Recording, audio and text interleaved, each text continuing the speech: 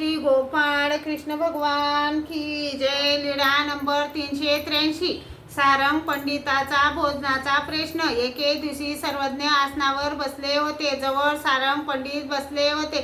सर्वज्ञ म्हणाले, पांड्या, तुम्ही आमच्या जवळ संन्यास घ्या हो।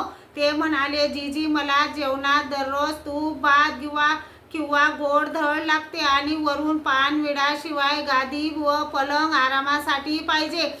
सर्वज्ञ म्हणाले, भोग काय कावड्याने खाल्ला? तो तर आम्ही तुम्हाला कुठेही पुरवू। तुम्ही आमच्या आज्ञेप्रमाणे घर सोडून जा।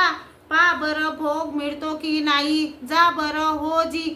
मग त्यांनी मनात विचार केला, जावे पाहू बरं भोग कसे पुरवतात ते। म्हणून एका गावाला गेले। एका ठिकाणी बसले तेव्हा कोणीतरी एक ओळखीचे भेटले। ते म्हणाले, हे काय हो पंडितजी, तुम्ही केव्हा आलात? चला चला घरी जाऊ। त्यांना आग्रहाने व प्रेमाने आपल्या वाड्यात नेले। उटणे लावून चांगली आंघोळ घातली।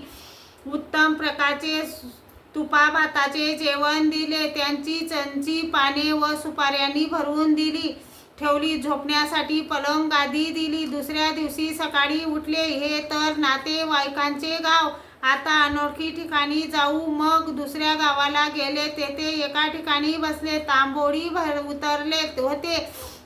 त्यांनी सारंग पंडितांना पाने सुपाऱ्या दिल्या। एका ब्राह्मणाने त्यांना पाहिले।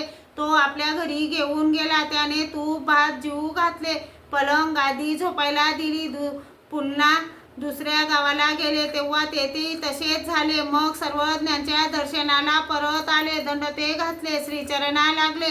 सर्वज्ञांनी विचारले, का हो, कसे हो काय? मग सर्वज्ञांपुढे सर्व व्यवस्था सांगितली। मग सर्वज्ञ म्हणाले, भोग तर असा आहे, परंतु पांड्याला तरुण पत्नी आणि राजाकडून मिळणारे मानधन हे दोन्ही सोडणे शक्य होत नाही। स्त्री, अधिकार व संपत्ती हे तिन्ही प्राण्याला सोडवत नाही, असे सर्वज्ञांनी निरूपण केले। परंतु त्यांनी संन्यास घेतला नाही। श्री गोपाळ कृष्ण भगवान की जय।